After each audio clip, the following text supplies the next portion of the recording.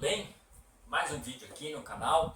Espero que você já esteja inscrito aqui para a gente estar junto analisando questões relacionadas à sabedoria, conhecimento, inteligência, por que não? História, política, geopolítica. São assuntos que a gente gosta de abordar aqui no canal e eu espero que você seja abençoado por Deus, em primeiro lugar, assistindo os nossos conteúdos.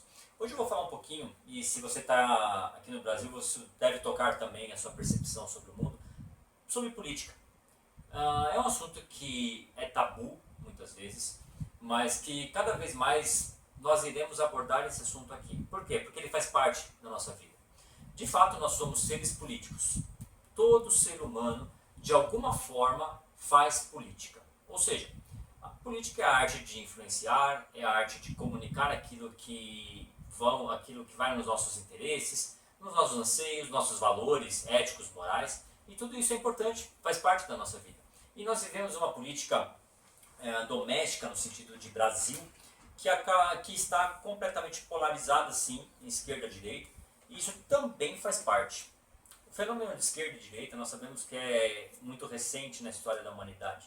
Ele remonta à época do Iluminismo e, portanto, aqui fica já uma dica muito importante para você, que é o que eu pratico para mim também. O meu evangelho não cabe nem na esquerda e nem na direita. Nem na direita e nem na esquerda. Então, não tente colocar o meu evangelho submetido dentro de uma visão ideológica, de uma visão política, porque tudo isso é pouco demais para compreender o evangelho. Na verdade, a relação de poder entre essas ideias é o contrário. Toda e qualquer segmentação, regulação, pensamento, aspecto político, social, o que quer que seja, precisa ser colocado debaixo da cosmovisão cristã. É assim que eu procuro ver, é assim que eu procuro enxergar nas minhas análises sobre o que está acontecendo, sobre o noticiário, sobre a minha própria vida, e procuro viver dessa forma, porque eu entendo que essa é a forma mais saudável, essa é a forma mais inteligente de se viver. Por quê?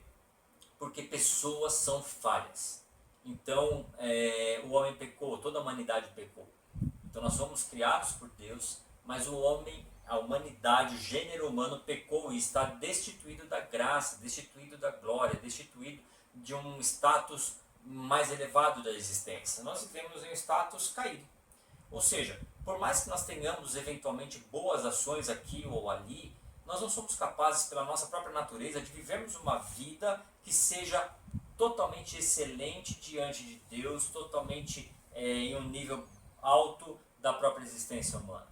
Nós carecemos da misericórdia e da graça de Deus. Se não fosse assim, nós já teríamos sido consumidos, não existiríamos mais. Então, quando nós analisamos a política nacional, nós muitas vezes somos acometidos de alguns bichinhos que nos picam, de algumas emoções, de algumas vontades, de alguns ódios na nossa análise. E nós precisamos ter muito cuidado com isso. Muito cuidado com isso. Porque todos os homens pecaram e todos estão destituídos da glória de Deus. Entretanto, existem ideologias que são completamente contrárias ao Evangelho. E aqui eu quero deixar a minha identidade bem exposta como cristão.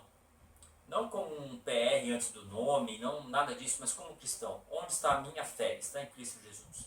Não está em homens, não está em ideologias humanas, não está em organizações humanas. Por quê? Organizações são compostas por homens, e se são compostas por homens, elas são falhas, porque homens são falhos. Quais? Todos. Mais cedo ou mais tarde irão falhar. Porém, existem ideologias que são contrárias ao Evangelho. E aqui é necessário pontuar isso, deixar isso de forma muito clara, balizado, certificado, orientado, e essa é a forma como eu entendo filosoficamente algumas vertentes de pensamento. A rigor, tudo aquilo que é centrado na necessidade ou nas dores humanas está distante da presença de Deus.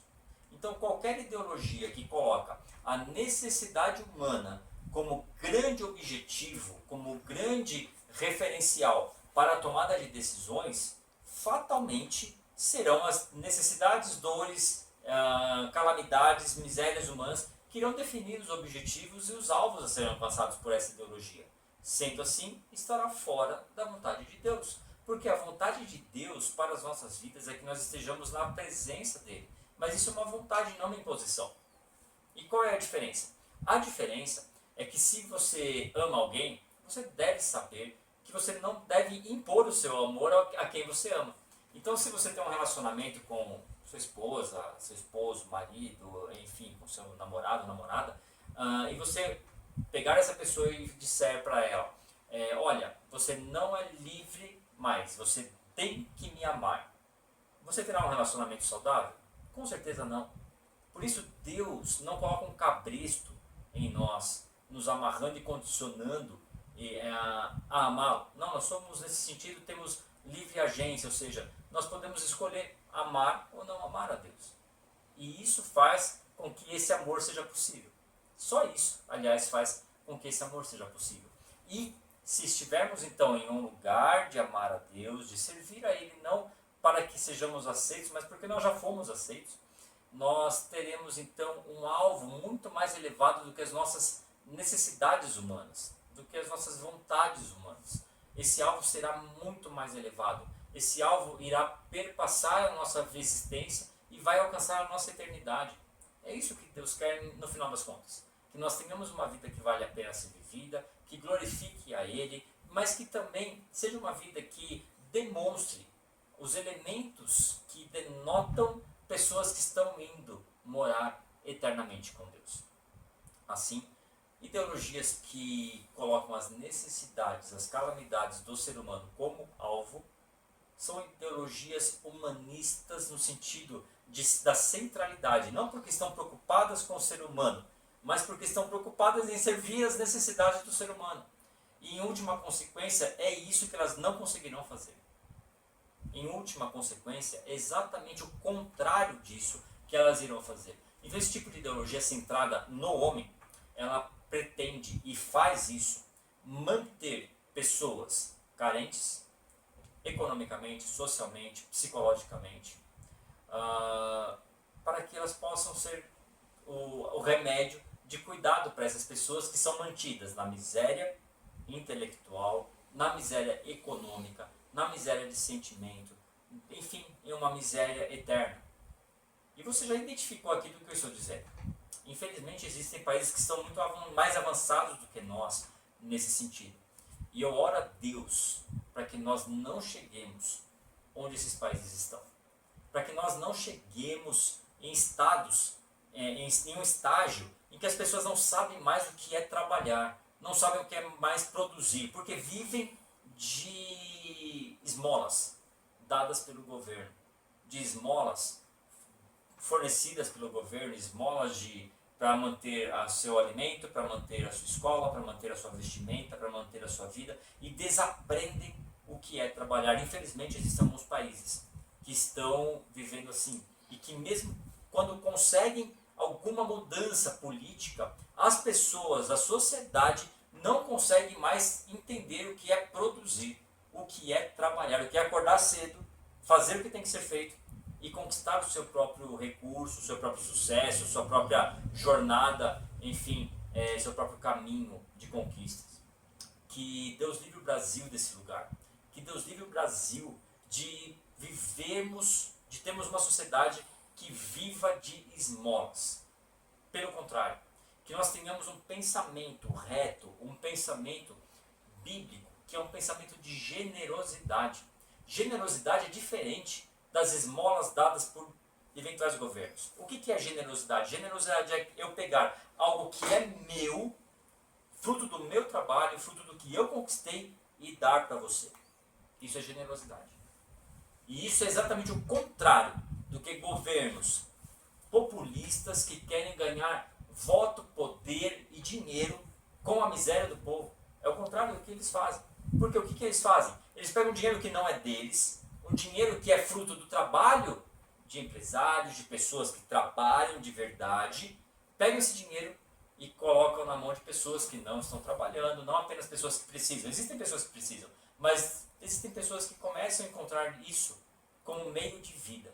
E infelizmente eu tive a experiência de procurar pessoas para trabalhar, pessoas para suprir postos de trabalho e não conseguir encontrar, porque pessoas em geral estão já com a mentalidade corrompida de viver de esmolas de governo. Que essa miséria não chegue, não avance. Chegar já chegou no nosso país, mas que não avance no nosso país. Que essa miséria seja tirada da nossa nação. E que um pensamento de abundância, um pensamento de sermos provedores, ou seja, se eu tenho e eu tenho para compartilhar, eu farei isso. E vou trabalhar para ser resposta de oração para outras pessoas, para abençoar outras pessoas e não para ser um pedinte, não para ser alguém que vive esperando alguma esmola de alguém ou do governo. Que haja uma cura sobre a mentalidade do Brasil, uma cura sobre a mentalidade do brasileiro, que nós possamos viver para a honra e a glória do nosso Senhor. Aquele que é provedor da vida, provedor de todas as coisas, o que é o dono do ouro e da prata, que nós possamos ter essa mentalidade de servirmos ao Deus, provedor do ouro e da prata, dono do ouro e da prata, e sermos também provedores daquilo que Ele delegar debaixo da nossa responsabilidade. Que Deus prospere os seus caminhos, que tudo que você colocar na mão seja abençoado e que você seja abençoador, porque essa é uma das maiores chaves de sucesso. Ser abençoador, ser generoso, porque aquele que dá é mais abençoado do que aquele que recebe. Que Deus te abençoe. Não esqueça de se inscrever aqui no canal, de comentar aqui embaixo se fez sentido para você esse vídeo e de compartilhar com outras pessoas também que podem estar precisando dessa mensagem e também serem abençoados por essa mensagem curta que trouxemos aqui. Que Deus te abençoe. Te espero aqui em um próximo vídeo.